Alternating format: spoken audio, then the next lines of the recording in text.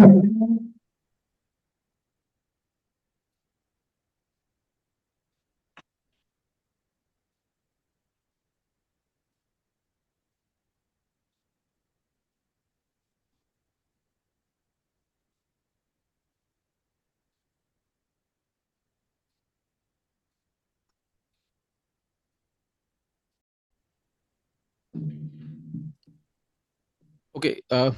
shall we start, sir? Yes, sir, please.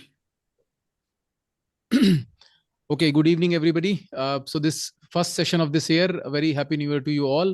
And for today's session, I think the year has begun well for us. One very good clinical case from AIMS New Delhi, and the discussant is Dr. N.C. Gauri Shankar from Chennai. And Dr. Joseph, there is a problem. I think he will join whenever it is feasible. So I think let us straight away start with the clinical presentation. I'll request Dr. Arjun to start with the presentation. And the mentor is Dr. Kanaram Jat, Professor Pediatric Pulmonology at AIMS Delhi. Dr. Arjun, stage to yours. Please share your slides. Surely, sir.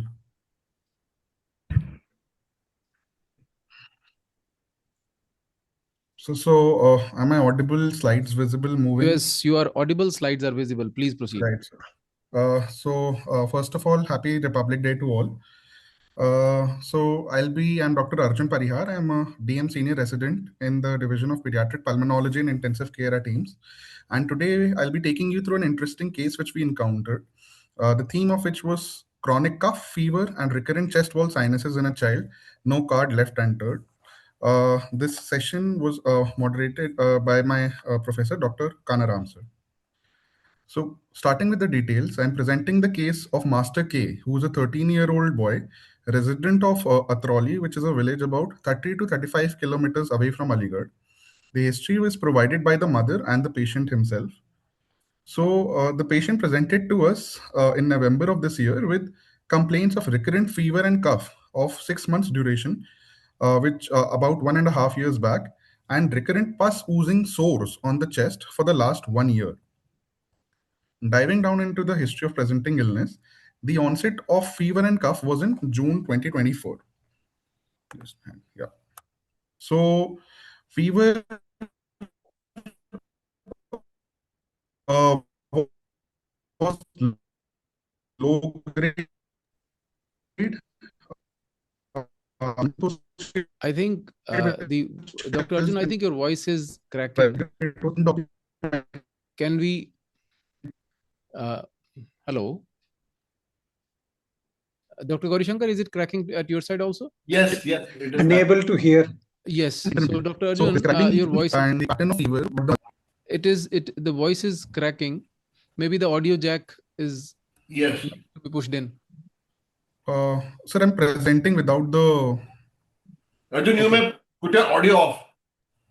Video off. Yeah, yes, you can put your video off. Yes, you can put your video off. So, sir, does this improve it? Hello? Yes. Yes. So start with the HOPI. Maybe you can start with the presenting complaint again. Right, sir. It's better now, sir? Hello? Yes. Right. So onset of the complaints was in June 24 with fever and cough. Fever, as I was describing, was low grade, not associated with chills or rigor, intermittent in nature. And I was describing what the mother told me was that it was an undocumented fever. The child used to feel warm. And each time for fever, she used to prescribe SOS paracetamol, after which the fever used to subside. So in a day, 2 to 3 episodes used to happen, but these used to happen daily. Now, this was associated with a history of weight loss. The mother informed us that the child's clothes had become loose. However, there were no records as to mention or categorize the exact quantum of weight loss. She did consult for these complaints to a local practitioner who had prescribed some oral antibiotics, however, without any good response. And there was no history of any sick contacts or any history of travel for this fever. Describing the cough, it was a dry cough, not associated with any chest pain, no particular diurnal or postural variations. It was not associated with any runny nose, as well as itching in nose or eyes. There was no history of seasonal or triggered cough, trigger being activities, cold or dust, and not associated with any shortness of breath or chest pain. the mother did tell us that for the cough, once a short course of nebulizations were tried, however, without any good effect. So these complaints remained for a month. However, over the next 1 month, they worsened, for which she changed the practitioner, who then, for these respiratory complaints, advised a chest X-ray. So as we can see, this chest X-ray. Sir, is my pointer visible? Yes.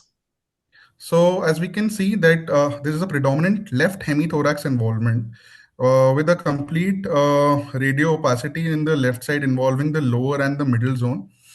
No exact areas of air bronchogram are seen. Along with this, on the right side, in the parahilar region also there are infiltrates present.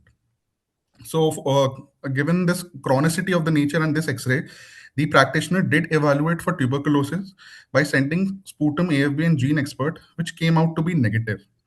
So, So, Dr. however, in the Arjun, yes, sir. based on this X-ray, what is your opinion? How do you look at this X-ray? Because there will be investigations coming up, but this is probably the first X-ray that we had. So, Yes, do sir. you agree with his diagnosis? So, sir, Just as for tuberculosis, what is typically defined as, typical or usual appearance of X-ray appearance in pediatric tuberculosis are three features, which are either a miliary pattern, which is snowstorm micronodular patterns of opacities, or an intrathoracic adenopathy, mediastinal or hilar, or lastly, a chronic fibrocavitatory lesions. So these findings are not available, not very much evident in this case. However, given the chronicity of this nature and given the consolidation and perhaps an effusion on that side, we can go ahead because already, as I had mentioned, that the child had received a course of IV antibiotics. So if we see the tuberculosis algorithm, if the chest X-ray features are not suggestive, we do try to give a course of antibiotics. okay, And got it, Dr. yes, sir. Arjun. Dr. Gauri Shankar, but do you see anything different in this radiograph? Or Is there a narrowing of the left main bronchus? There has been fluid right from top till bottom, and right from the top, the left apex, you are able to see the fluid, something fluid line going up till the mid thorax. After that, we are not able to see the pleural line, probably more fluid. Along with that, there is a splenomegaly, a big spleen.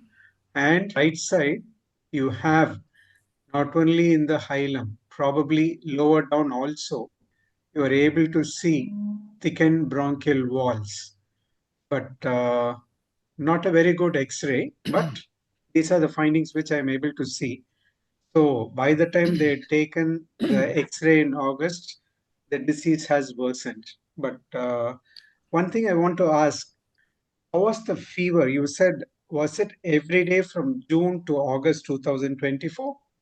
So almost daily, like in a week, I tried to narrow down what was the exact pattern. So she mentioned that in a day, about 2 to 3 spikes used to come, and she said ki out of 7 days a week, it used to happen about every 5 to 6 days in a week, sir. And she used to give paracetamol every day, Paris 3 times, or like only when the fever feels Mostly, high. sir, because initially in the first 1 month of June, it was she described it as low grade and not that much debilitating for the child. So once or twice daily only, along with courses of oral antibiotics. But the agents are not available to us. What exact Okay, agents were given?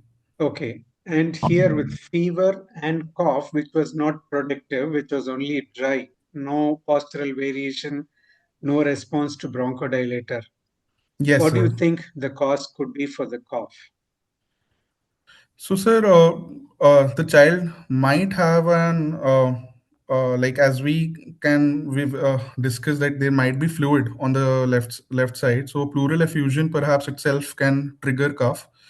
It might be an underlying consolidation, but so far perhaps it's not progressed enough to cause productivity in the child. Okay.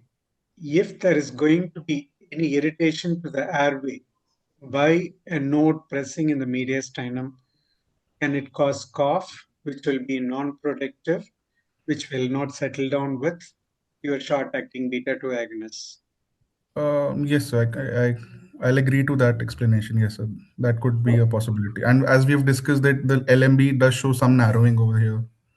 Okay. Okay.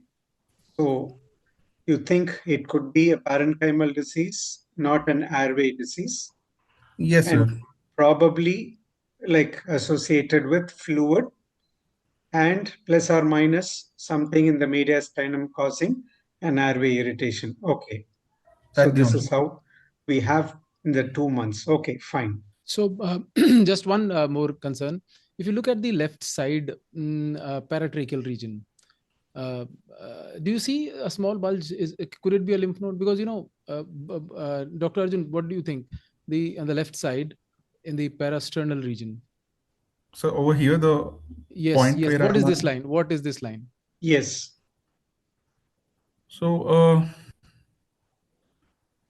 so it does show like a convex opacity on the left side, but depending, uh, So I think we have this line which can happen either because of a it lymph node, could be a lymph node, or sir. at I times if agree. you have segmental collapses of, say, the posterior segment of the right upper lobe, left upper lobe, some posterior segment, some segment of the upper lobe, then also you can have these lines which can very closely mimic tracheal lymph, some kind of a lymph node. But this line is something which is a bit odd, and if you look at the overall clinical picture, and in a setting where probably they do not have everything available to them, if somebody empirically started ITT, I would probably not blame them at that point of time. But yes, with such subacute prolonged history, with persistent consolidation, and with this shadow, probably they may have thought of that. Dr. Gaurashankar, shall we proceed again, sir? Yes, please. We can proceed. Dr. Arjun, please proceed. Sure, sir. So after the initiation of antitubercular therapy in August, over the next 4 months, sir, there was a good response with fever coming down, the cough frequency as well as the intensity reducing, and weight gain present. So the child was started on first line ATT. The dose and regimen was confirmed to be adequate. And however, because the fever used to be present intermittently, the mother did mention that the oral antibiotics which she had bought earlier, she used to give them, used to like intermittently give them. But then again, the frequency and the amount or the volume is not clear, sir. Any idea So, about the antibiotics, Dr. Arjun? Sorry for disturbing. sir, I asked, like the records are not available, but she did mention like that it came as a white powder to which water Okay. had to be added. Okay. So I was guessing Okay. perhaps it could be first line, like Some kind of an amoxicillin antibiotic. clavulanate. Okay. Fine. Right. Proceed, So Doctor. this was the X-ray done in December after 4 months, sir. So as we can see, there's marked improvement as compared to the previous X-ray, with reduction in the fluid levels as well as improvement in the consolidation. However, at, So from can after you Arjun, come 4 months back of can to I starting this? interfere ATT. now? Can you, Arjun, Dr. can I Arjun? Yes, sir. interfere Yes, now? sir. Can I see the X-ray once again? Any other finding in this Yes, sir. X-ray? So the right-sided, as we can see, infiltrates are still persisting. Okay. The airway narrowing, which we had discussed, seemed to have responded, Okay. and the hilar convexity is also opened up. However, still in the retrocardiac region, there appears to be an air bronchogram, sir. So perhaps suggestive of a lower left-sided lower lobe evolving consolidation. Okay. I may not fully agree with you. One more finding, what I am able to see, normally the left dome of diaphragm is on the lower side is lower compared to the right dome of diaphragm. Here, the left dome is almost equal or slightly higher than the right dome of diaphragm. That means there is a volume loss. And number Agreed, sir. two, you trace the fluid up, probably not the Ellis curve, but still we have some fluid in the left apex too, the pleural fluid or pleural thickening. And these shadows, what we see through the left border of the heart, probably small ectasia. This is what I feel is happening. An atelectasis with an ectasia, that is what is pulling up the diaphragm, though the fluid has come down a bit. And compared to the previous X-ray, the left main bronchus appears a little bit widened compared to the narrowing. But these are all my opinion, but like we have to wait and see what we have in store. But I think the hard signs in this X-ray, I would like to appreciate the left dome of diaphragm is pulled up. Yes, sir. So I think a very important point brought up here, that if you have a volume loss on that side, now you know that pleural what we are calling as pleural fluid at this point of time, it could be pleural thickening, which can very closely mimic on radiology a pleural fluid, and even on examination it'll have the same kind of findings, some dullness and all those things. So but clinically they would mean differently. A pleural thickening is a sign of healing, and a pleural effusion still persisting may indicate a persisting disease. So it all depends on overall clinical picture. But yes, the point very well brought out, that if there is a volume loss here, it could all be a part of a sequelae, that there is a bronchiectasis coming up where there is a volume loss and there is a pleural thickening over there. One more issue thing, the one that I raised in the last X-ray also. Do you think on the left side, the paratracheal and there is some opacity there, which is odd? So I would concede to that, sir. But as compared to the previous X-ray, as I mentioned, the convexity appears to have reduced, and the mass effect of that opacity, which we were discussing, that the LMB compression seems to concurrently have reduced. So my So impression, my question would be that based on this radiology and overall clinical picture of the child, would you say that the child is responding or the child is not responding?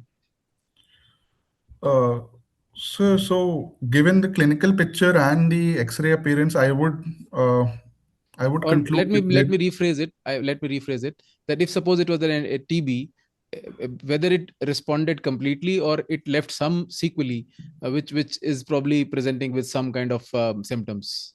So yes, like post TB sequelae, perhaps evolving bronchiectatic changes in the left lower lobe, associated with volume loss, which are causing the radiological appearance which we discussed.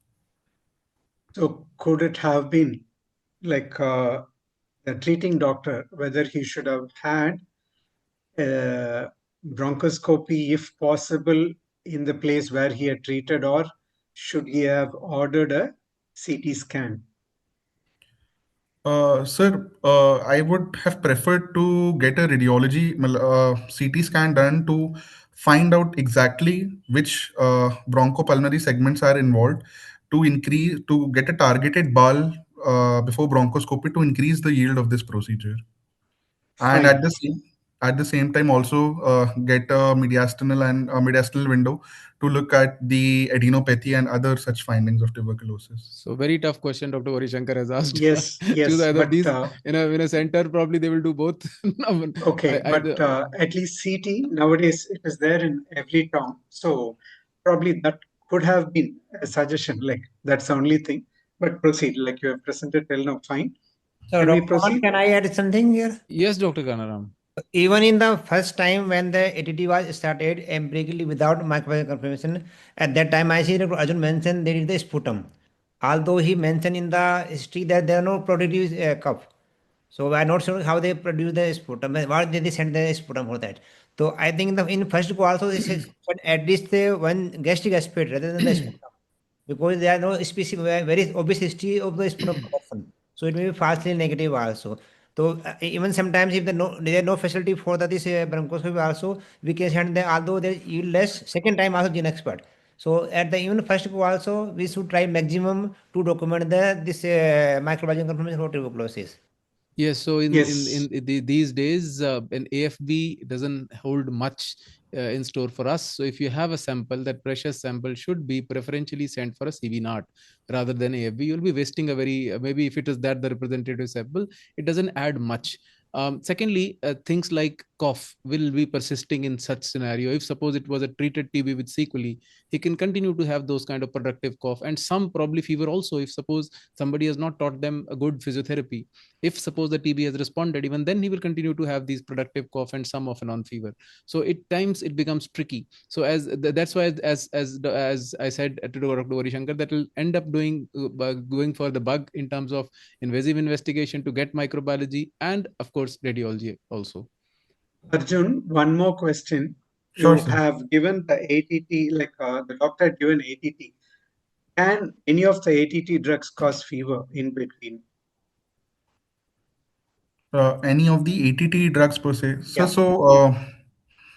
INH per se, by causing drug-induced lupus, can lead to fever, sir. Okay, rifampicin can produce a flu-like syndrome also. Right. So that also we need to. Okay, not everything may be related to the bug. It can be due to the drug also. Okay, we'll proceed. And there is a question in chat box, Dr. Arjun. Yes, sir. Is the carina widened? And if no, then what is the criteria that you consider when you consider a carina to be widened?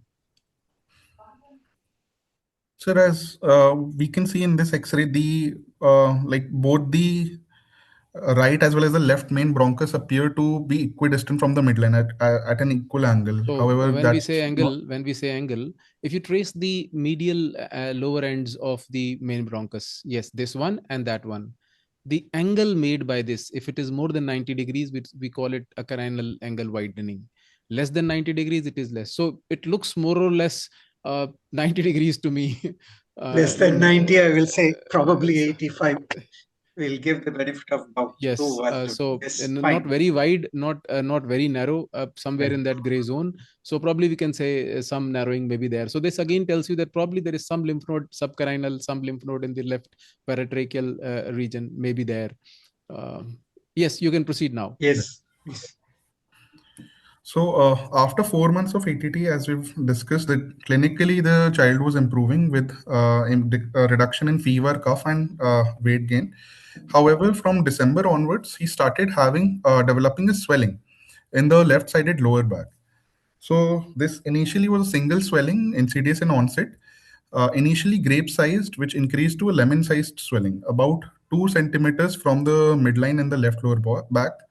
The child mentioned that initially it was painless. However, later on, as the size increased, there was a dull aching, localized pain over swelling. There was no history of any preceding trauma for this, and no changes in the surrounding skin, such as no redness or increased warmth around it. And during this time, sir, there was no recurrence of fever or cough. So as the time progressed, within a month itself, the swelling increased and it started exuding out pus. So it was the pus was blood tinged, not foul smelling, and quantity wise, I tried to quantify it. So they mentioned that it used to stain the undergarments, and here the child needed to change the undergarments about twice per day. And as I mentioned, that it the swelling started exuding out pus about 4 weeks after the onset, and characteristically there was no increase in the pus after coughing. So for the same, sir, HRE was continued. Another X-ray was done at the end of 1 month when pus had started to come, and this is the X-ray over here. So as we Can we can see, stop here, Arjun? Can we yes, sir. stop? Can we have some discussion? Yes, sir. Okay. What do you think had happened to this child in the 5th month of ATT to develop a lemon-sized swelling paraspinal region? What could have been the cause? So, sir, given the fact that, firstly, because if the child was not has not responded to anti-tubercular therapy, perhaps we should reconsider the diagnosis of the same. As I had mentioned, that even during the first 4 months of ATT, the mother also used to give on and off other antibiotics as well.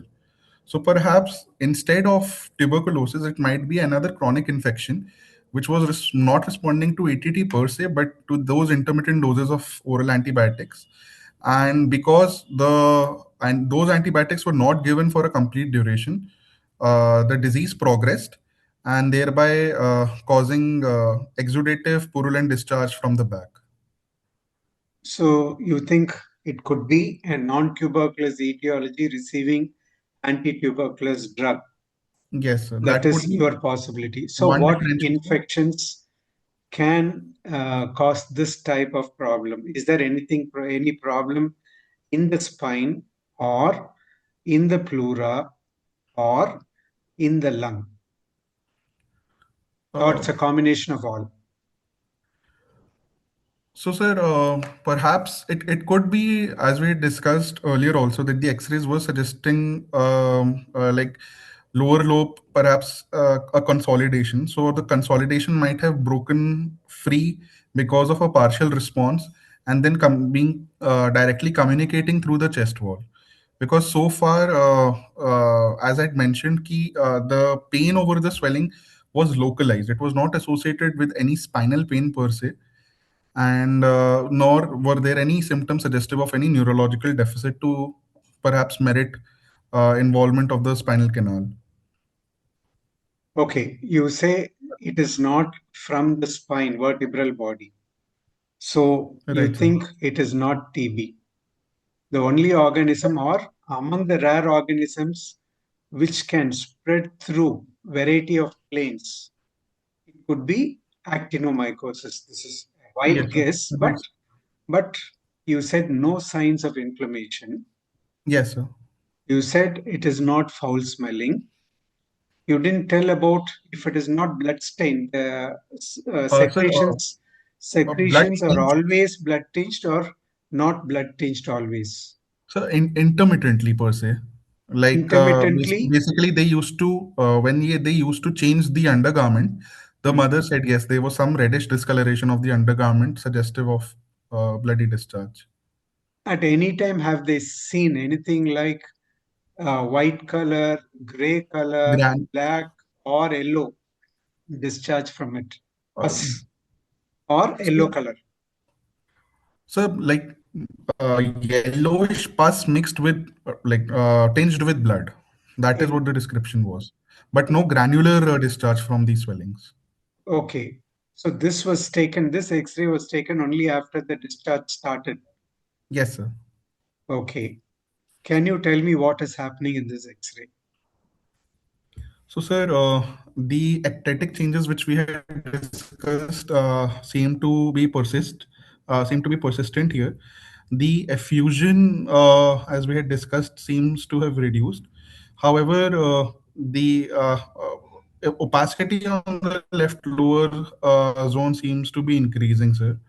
Along with that, there are opacities also present in the right side paracardiac region, uh, uh, perhaps indicating an involvement of the right middle lobe as well. And as discussed prior, the left-sided parahilar opacity is also persisting. Okay.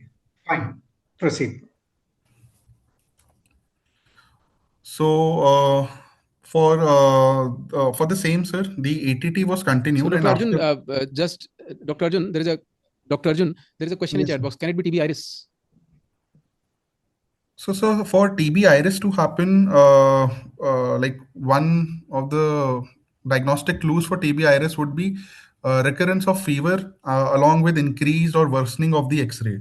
So as we've discussed here that though the consolidations and perhaps is increasing, however, there is no worsening adenopathy nor any appearance of recurrence of fever. So TB Yes. iris, I would keep like So I would not. it's a technicality that if it is an HIV, then only then we label it as TB virus. In a non-HIV child, it is a paradoxical reaction. But in both, you will have not just radiology which is persisting; it will be something which is worsening. In addition to fever, maybe weight loss. So constitutional symptoms also appear, and they usually happen around 2 to 6 weeks or 8 weeks of starting retroviral therapy. This is too late for that, and in a child who is not HIV, at least it is not iris, but for a paradoxical reaction also, the rest of the constitutional symptoms are not fitting up. So We call upgradation reaction, no? But okay, we'll proceed with that. yes. Right, sir.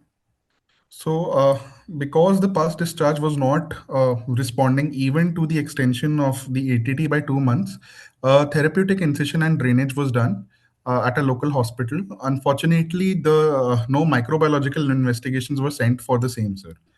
And after that therapeutic incision and drainage, it was a daycare procedure. So the child was not admitted for like a course of antibiotics. And after the IND, gradually the discharge and the swelling subsided by June of 25. So we had a swelling which started from January and remained till June, responded to a therapeutic IND, sir.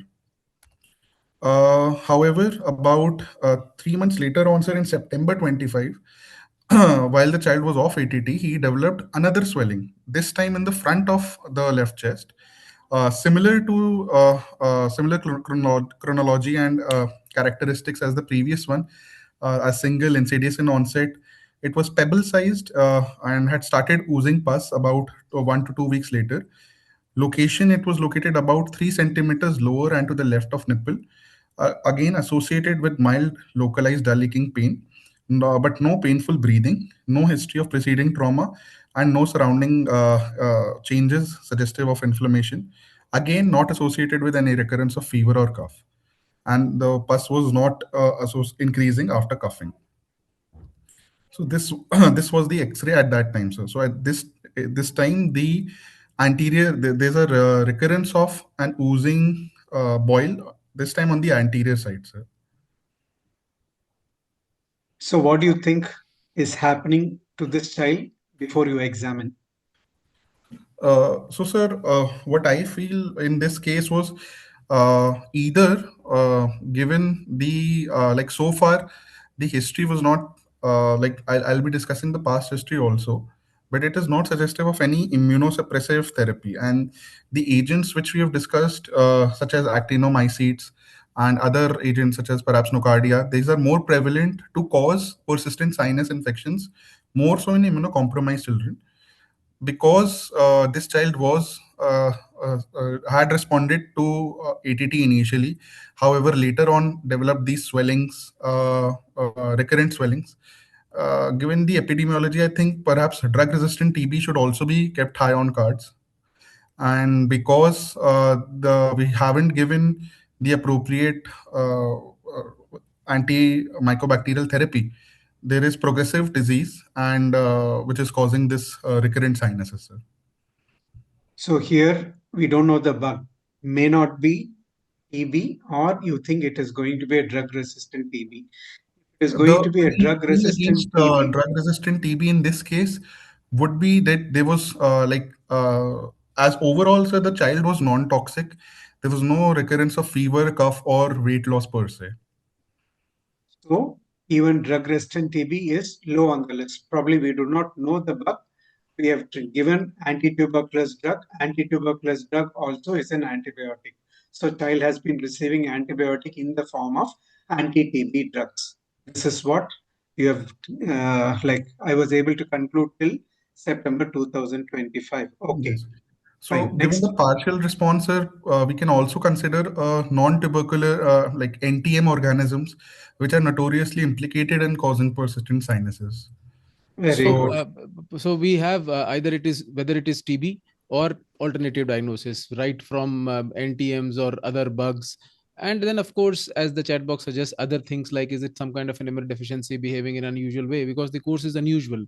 But then, if you look at TB per se, sometimes what we have seen is that there is a pus somewhere which was unnoticed, did not come into the picture, but even later on they can have those sanctuaries leaking and disseminating later on. So in TB we know for 1 or 2 years those fistulas and sinuses can go on even when you have given appropriate therapy. So this is what, but constitutional symptoms are more or less fine as of now. Yes, sir. But still the X-ray, the left dome of diaphragm is Yes, sir. high up. So volume loss, Volume loss ectasia, is there. so everything is there. So there is a scoliosis with convexity to the right. So definitely there is a volume loss. So this is what we are able to make out in September 2025. Yes, please proceed. Right.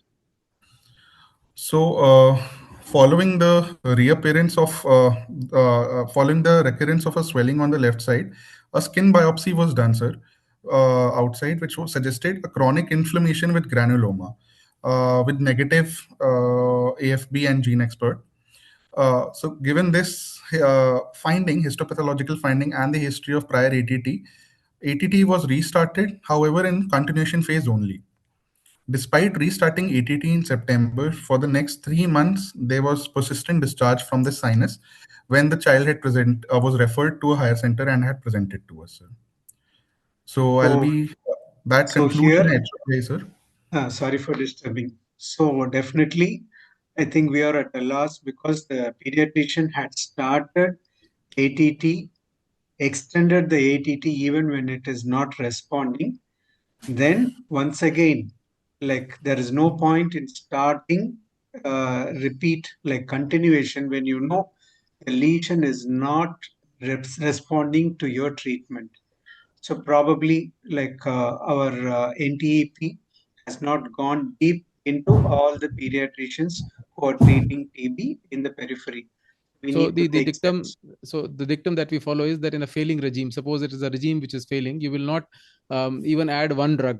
You will have to add a combination. So, but to such in a way, you are starting a compromised regime in a child who is not responding. So either it was not TB, so you should not have started it. If it is TB which is not responding, then again also these three drug would not have been good enough. So now the child has come to you. Fine. So now I Yes, sir. think child will become better. Please proceed. Yes. So, describing the past history, sir, prior to our admission, there was no history of previous hospitalization, no history of any admissions for pneumonia or recurrent diarrhea, recurrent oral ulcers, or use of IV antimicrobial agents to clear infections. No history of blood transfusions or any abdominal distension. Or prior to this described history over the last 2 years, no prior history of ATT intake. Birth-wise, this was a single-term baby, sir. Birth weight unknown, delivered Normal, via normal, normal, sir. Normal. normal. Immunization Characters, development normal. yes, sir. Family normal. Immunization, no adverse reactions. BCG scar was present, and developmental history average scholastic. Nutrition-wise, deficit of I would 900. rather be interested in knowing that he has had some unusual kind of maybe boils, abscesses, skin lesions, So, other than uh, pneumonias and diarrheas and oral ulcers. Suppose it is, you have a granuloma. So, and the child has a subacute persistent illness. It could be something like chronic granulomatous disease. So, if that is yes, sir. so, we would specifically want to know about these boils and ulcers. Sometimes they know, but they until unless we ask, they will not tell you that there were 8-10 boils together. It took some time for it to heal. So that can be probably asked in such a Sir, scenario. while taking the past history, I did keep CGD as a differential, but as rightly mentioned, I should have targetedly asked the Yes. leading question for that. As far as CGD was considered, hepatosplenomegaly is a feature. So the question of no history of persistent abdominal distension, that's why I had asked. Because That's of, Fine. fine. That's fine. I mean, yes, sir. Fine. see, history is the least expensive or maybe inexpensive thing that you can do. So getting into those few extra questions that do help. Agreed. Right. So, Proceed. uh, describing the case, sir, this is a 13-year-old boy, appropriately immunized for age, with history of intermittent low-grade fever and dry cough at onset, associated with weight loss for 6 months, 1.5 years back, for which ATT was given, and he had which was started on a clinico-radiological basis and had a partial response. However, during that time, there was self-medication with previously prescribed oral antibiotics, the agents to which are unaware to us. During the continuation phase, he developed painful enlarging left lower back swelling, which started discharging sinus. Initially, for the same, the ATT was extended. However, due to poor response and enlarging swelling, an IND was done, following which the back swelling and the back sinus had become passive. 3 months later, another sinus appeared on the anterior chest wall, and a skin biopsy was done this time, which suggested chronic granulomatous inflammation, for which ATT was restarted in the continuation phase. However, there was no improvement, and the child was referred to us for further management. So Kindly I proceed with the clinical examination. Sir, I have a slide for differential. Shall I present that Please, first? Let us please. have a look. I think we have discussed most of it during our Most, yes, sir. on the way here. I think drug-resistant TB, NTM, fungi, actinomyces, immunodeficiency. I think we have taken care of all of it. But if Yes, sir. suppose at the end of the discussion you want to shuffle it a bit, then you can. You think still So drug-resistant TB is one? DRTB I would keep on lower down now, sir, and Very good. perhaps a non-tubercular etiology such as actinomycetes or NTM would be higher on the cards. Very good. Right. Yes. I think let's proceed. We will have a Proceed. differential again at the end of examination. So, examination, the child was examined by comfortably sitting. As we can see, the vital parameters were normal. He had a saturation of 98% on room air. He did have mild pallor, and characteristically, the anthropometry was preserved. So, weight for age, height for age, and BMI. Ear nose examination was normal. The tonsils were present. Uh, the scar of the previous back swelling, 3 into 1 centimeter oblique along the 10th rib, was seen on the left side, and one swelling with discharging sinus in the front of chest, which I'll be describing in the respiratory examination. No associated bony tenderness was there, and head to toe examination was normal. So these photos which I've presented here, these are current January 2026 when the lesions had become passive. Just to give an idea about the location of the swelling, sir. So this was the location of the initial swelling, and this was the location of the current swelling. So So this the is first, not at the time of presentation. It is now once you have treated yes, sir. everything. Okay, Yes, sir. fine. Yes, sir, actually. So currently, sir, at the presentation to AIMS, the first swelling, as we can see, was located below the left inframammary area, about 4 centimeters lateral and below to the nipple, and was along the fifth rib. And a second linear scar of about 4 centimeters along the back without any swelling or discharge. This swelling had subsided. The size of the first swelling was about 4.4 into 4.5 centimeters. It was round in shape, smooth on surface, and margins were ill-defined. Skin over the swelling, as we can see, it's hyperpigmented, and there was a purulent material which was coming out of this swelling. On palpation, the overlying skin was normal to touch in temperature. Mild tenderness was present, and it was fluctuant in nature along with a smooth surface and ill-defined margins. It was a mobile swelling. It was compressible but not completely reducible, and cuff impulse was absent. Overlying skin was pinchable, sir. Coming to the respiratory exam, Proceed. Proceed. swellings and scars as defined. On inspection, the trachea appeared to be central with normal pattern of breathing. On palpation, describing the positive findings is there was increased tactile fremitus in the left inframammary, infraaxillary, and infrascapular region with dull notes on percussion over the same regions. On auscultations, there was decreased breath sounds over these regions, along with creps and increased vocal fremitus over these regions. So after this respiratory examination, it appears that the left-sided, left lower lobe is involved, and perhaps what the pathology is appearing to be consolidation, sir. Other systemic examination was normal, sir. Here, So okay. In the examination, you didn't mention about the oral cavity. Was there any dental caries? No so, oral sir, ulcers in the was presented, but did you look for any caries tooth? uh, like the oral hygiene per se was maintained, sir. I would say No caries tooth. no carried tooth, sir. Okay. Here in the X-ray from August 2025 24, the left dome of diaphragm has come up. So about the tracheal position and about the apex, probably I would like to have a look once again at how the trachea is and how the apical impulse is, because clinical exam can give a clue. That is why. Right, sir. Right. I think Okay, point come to well the taken. differentials. It can, if short of these radiologies, it can help you make a quick decision in a clinical setting. So Right. differential. So any change from what you earlier said, Dr. Arjun? So again, so the sequence I would keep non-tubercular pathologies up and DRTB down, with perhaps immunodeficiency might be like I would like to work up for the same. However, given that the child was anthropometrically preserved and has not had any severe persistent or unusual infections in the past, that would be lower down. But I would concurrently would like to work up. I would not leave that alone. Can any primary immune deficiency present at 13 years of age? If so, what?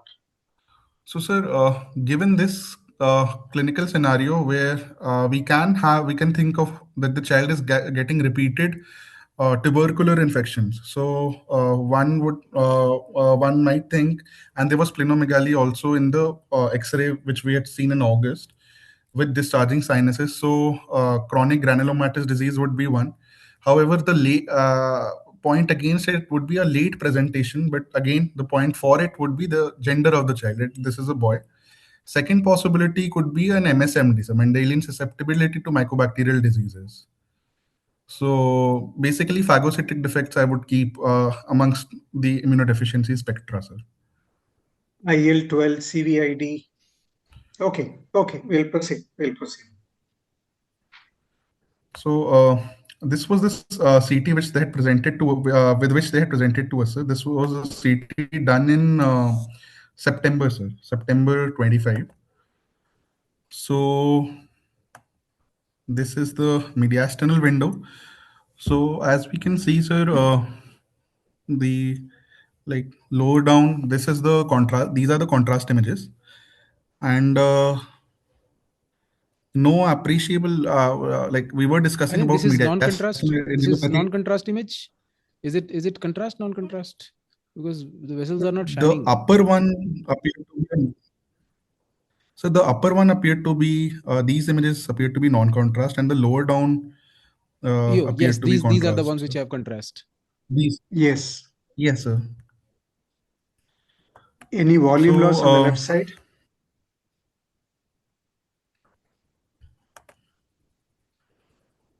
So, sir, definitely there is a volume loss, sir, on the left, appreciable, along with consolidations visible in the left-sided superior and perhaps the posterior bronchopulmonary segment.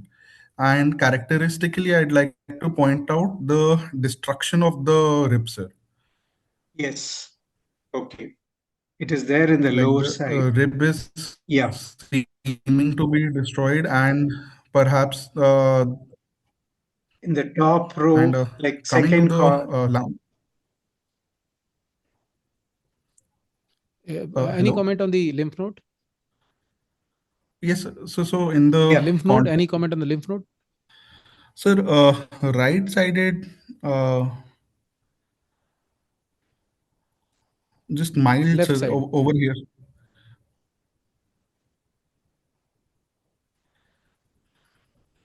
Left. Because on the left side, between these ascending and descending aorta, there seems to be a tissue there. On the left side, between the ascending. Just before the main pulmonary artery starts to appear, sir. Yes. At that time, there is some Right, sir. evidence of lymph node. Otherwise, there is no significant lymphadenopathy at this point of time. But somebody who has received ATT for so long, we don't know whether it was there and it disappeared. CT at this point of time may not give all that evidence. So let's have a look at the lung window. Yes, sir. So this is the lung window, sir. So as we can see, both the What I can see is mediastinal It's window only still. the mediastinal window. The lung window is on the right side. Sir, now is it visible? No, pa. Hello? No. Not visible. It's only the mediastinal window which is visible, pa. I think not showing the next slide. Okay. Go to the next slide. Let's go to the next slide. It's okay. Is it visible now, sir? Yes, Yeah, some now, sections. yes. I think, yes, lower lobe is visible now. We can see the Yes. findings. Yes, sir. So both both the lungs seems to be involved. Firstly, starting off findings from the involved left side, as we can see, there is definite lower lobe consolidation with what appears to be necrotic breakdown of the lung parenchyma inside. And uh, as we discussed in the mediastinal window, it seemed to be communicating with the chest wall. So there are ectatic changes of the airways with internal areas of breakdown, and even on the right side, sir, there are mild ground glass opacities with nodular consolidations, perhaps in the appears to be the middle lobe, sir, Okay, then which could I think what we are seeing is the mediastinal window, but we get your point. We get it that about this ectatic changes and necrotic lesions still there. Are you sure right, sir. there is there is necrotizing in necrosis in the lung parenchyma, or is it only ectasia that you see? Um, Sir, I was calling it as necrosis because like inside the consolidation there were areas See, it could be like a dilated airway also. airway ectatic changes as well, sir. Cystic bronchiectasis can give this kind of a picture. Agreed, sir. But then again, sir, necrotic. Why? Because clinically we had an No, appearance no. of See, radiology is based on radiology only. Now, when we right, sir. say necrosis of the lung parenchyma, it is a radiological finding, which will be based on radiological reasons. We will Right, have sir. to correlate later with clinical findings. Agreed, sir. So, okay, let's move ahead. Let's move. So coming up to the investigations which we had sent, sir. So as we can see, there was mild anemia, and the counts appeared to be normal. There was no So neutrophilic the slides are not moving, leukocytosis Arjun. nor Can you any. please? I think we are still stuck with the CT images. Let us move to the next slide. Yes. Sir, are they moving now? I No. think you have enlarged those slides. So, So I'll do one thing. I'll stop sharing and perhaps then reshare my. Yes, please. Yes, sir. Apologies, sir.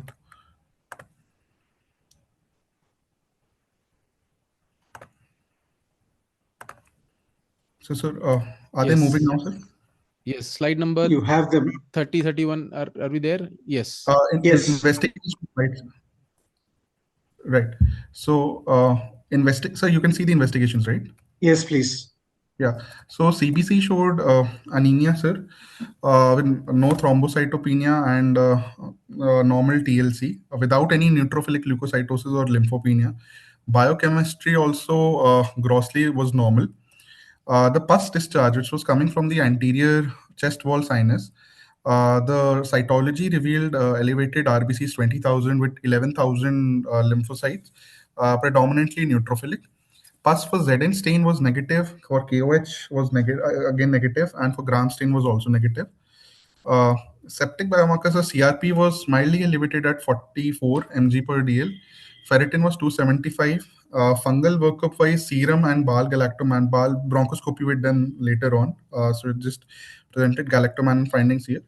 And as far as our diagnosis of PID was considered, the serum immunoglobulin levels were within the normal limit for his age. So we went ahead with the bronchoscopy. On the left side, sir, there are two still images. First, the above image was at the carina, where we can see that there was pus discharge evident from the left main bronchus. And on the left lower lobe bronchus, what we could see was these exudative sort of secretions. I'll play the bronchoscopy video, sir. Is it getting played, sir? Yes. Yes. Yes. So as we can see, there was the secretions when normal saline was instilled. We could clear some of it off, but underlying them adhesions and synechia, intense adhesions and synechia were visible, sir. Again, suggestive of perhaps a chronic pathology, which we've been working up. They look So like ectatic kind of airways, dilated. these areas, Only yes, ectasia. Yes. What we saw radiologically is along there along. on bronchoscopy also. You have dilated kind of airways. No endobronchial granulation. No bleed. So we have bronchiectasis demonstrated No in the endobronchial flexible involvement, sir. bronchoscopy.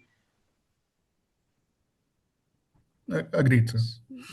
Yes, please So proceed. moving on, sir. Right. Uh, Microbiological investigation, sir. As we can see, we sent gastric aspirates, blood cultures, we did HIV serology, which were all negative.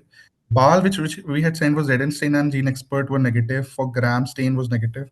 Pus for Gene Expert was also negative. And we also did an ultrasound guided soft tissue biopsy, sir, after all these investigations came negative, for which we subjected to bacterial and fungal culture, sir, which came sterile, and soft tissue biopsy for AFB and Gene Expert are negative. Given the discharging sinus and perhaps unusual organism, histoplasma was also one differential for which histoplasma urine antigen is negative, sir.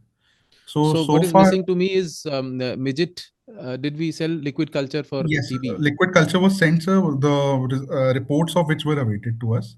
Okay, still awaited. So yes, sir. He had, underwent an ultrasound guided soft tissue biopsy, and also the pus culture of fungal pus culture was awaited. Sir, the bacterial culture was negative, but the fungal culture was awaited, and in view of suspected CGD, an NOI test was also sent.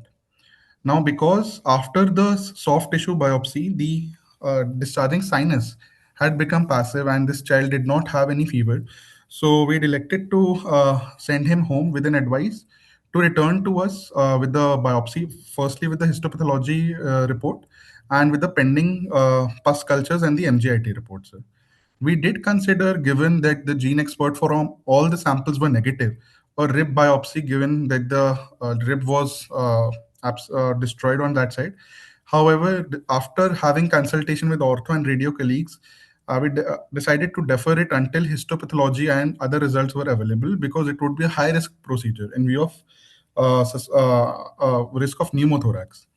So at discharge, our diagnosis was a left-sided pulmonary consolidation with direct chest wall invasion and suspected MDR slash suspected atypical granulomatous infection.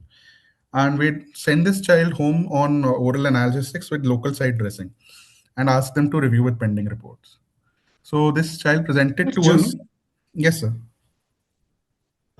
Arjun, at this Yes, sir. point, I just want to ask a question because history has been so long, and you are able to get even a biopsy, soft tissue biopsy.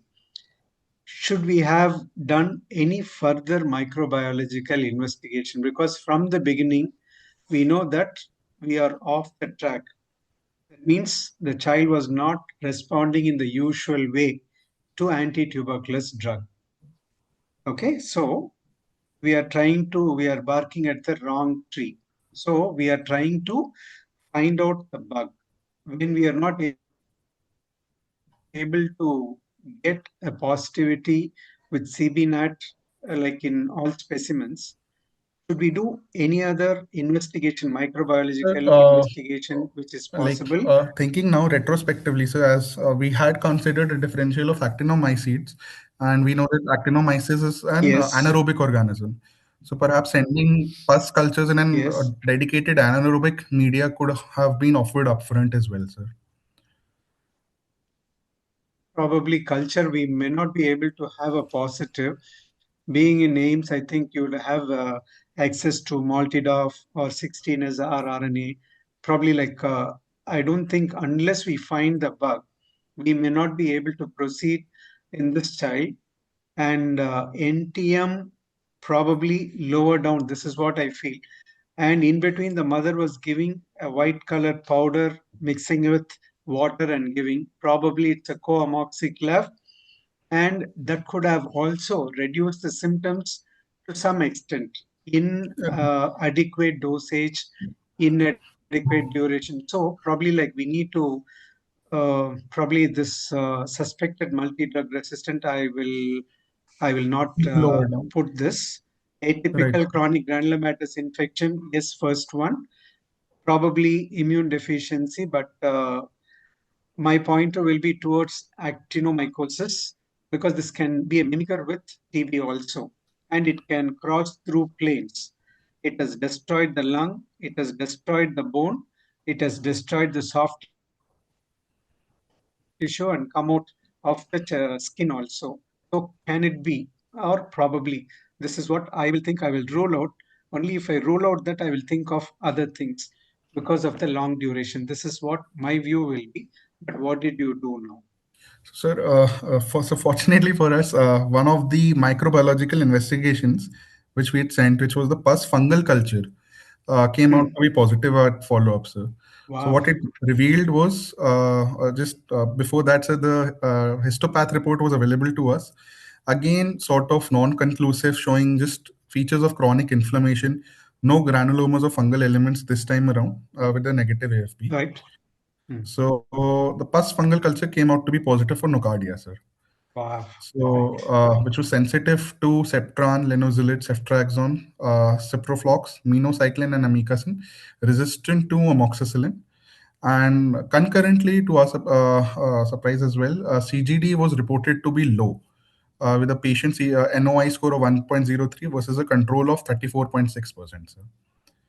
So that is where we stand with this patient right now. So that the final diagnosis being pulmonary nocardiosis with chest wall sinus with again a suspected CGD. We would be saying because this NOI levels were sent during the time of active infections. Yes, they And need to be repeated. yes, sir, we'd like to repeat them. And So I think Dr. Arjun, you have done a very good job, a very excellent presentation. Now straight away I'll bring in Dr. Kanaram here. And a hand of applause for Dr. Arjun. Excellent presentation. Dr. Kanaram, let me be the devil's advocate. Why can't it be a sequelae of TB with bronchiectasis where you can have some fungus and all those growing up in those bronchiectasis? So a bug coming up at this point of time may not tell you that how it all started. And there are 2 3 things which take you away from a diagnosis like immunodeficiency, that a well growing child never had anything, at this age he suddenly has it. A bit odd. So I don't know, because if when you have a damaged lung with bronchiectasis, unusual organisms can grow in there. So what you get now may not tell you the exact underlying diagnosis. So this is probably my last question to you, Dr. Kanaram. Yes, Dr. Kamal, you are right. Ki everyone can think ki it was the to start the tuberculosis because of some response, and then the tuberculosis causes some bronchitis, and in bronchitis any organism can develop like this nocardia. But as we our experience, many of us know, we hardly see nocardia in the tuberculous cavities. It is most common the fungus and most common the aspergillus infection rather than the nocardia. So that should be. And second thing, we never had this microbiome confirmation TB. So even the before coming to us also, child has a multiple times has this tested for the TB also. We also tested for tuberculosis. So the never has we have isolated the organisms. So should be very careful before labeling the tuberculosis. So it's a message to the old pediatrician pulmonologist. So please be very careful given this ATD also. And Dr. Gorishankar very well mentioned that even the second time ATD started, without thinking that even they are thinking that the DRTB regime was not appropriate, and they are again starting that this is a continuation phase of the HRE, even the non-responding child that we already discussed. And this is chronic sinuses, always we think the other arterial infections. So I think we are not discussed here, but we had the actinomyces. I'm not sure if we presented here or not. So in the previous also we had the non-responding consoles in the right upper lobe, and that turned out to be actinomyces. Similar, that child also received the multiple course of the antibiotics and this ATD also. So these are very clear message should be there. Always try to this isolate the organism by the multiple times, multiple ways. It should be possible. If the facilities are not available, better to refer the child to the center where these facilities are available for the better investigation.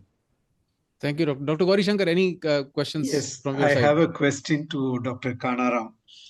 See, like in textbooks, like I don't have any experience of looking at nocardia. Till now, I have not seen one. Actinomyces I had seen, but textbooks always say like you do an acid fast stain, nocardia will be positive, your actinomyces is negative. So when the last time when you did was acid fast bacilli like AFB stain done after you had aspirated the pus? I think it is weakly positive. It has to be modified AFB stain. Okay, okay, So they may miss it. So okay. it depend on the experience also. Ki if they are there doing probably looking for the nocardia, then we can Yes. ask the lab ki please look for the nocardia. They can report. Otherwise, they will see at the passing on ki they know a specific AB was positive. This is a common scenario. Unless you don't ask the lab to look for the nocardia, they will not look for that organism. Okay, okay, fine. So I think Dr. Kanaram, excellent presentation. Thank you, Dr. Gauri Shankar. And what we see here is that if you have a diagnosis and it is not behaving the way it should, think of alternative diagnosis before you do anything else. There were minor questions which are still left. Everything cannot be covered in 1 hour. But yes, in history, fall of cord, all those could have been covered. So I think Dr. Kanaram, thank you very much for an excellent case presentation. Good learning, Dr. Gauri Shankar, for very good academic discussion. And I'll hand over the proceedings to Dr. Rawat, sir. Thank you very much, sir. I think it has been an excellent time, and thanks to Arjun for an excellent case, Dr. Kalaram sir, and Gauri Shankar sir for an excellent discussion of the case, dissecting it in very, very nice manner. And of course, Kamal sir for your excellent moderation. I think in this child, the message which you get is that try not to start NDTB empirically, because you get ample time to work the child up doing gastric aspirates and trying to find out the mechanism, because once you start it empirically, then you lose all the track and the things become very, very, very confused. So this one message we'd like to give for this particular case is that try to make the NTDP treatment empirical as the very last option when you explored everything. So do a very diligent search, like trying to send your gastric aspirate or induced sputum, doing bronchoscopy and doing. So there are many things available to confirm that you are not missing TB, and if you have exhausted all things, then only you should start anti-TB therapy. So thank you very much. It has been a great day, and goodbye and good night from IPRC till we meet again next month for a fresh case. Thank you very much. Good night all. Good Thank night. Good night. Thank you. Thank you all.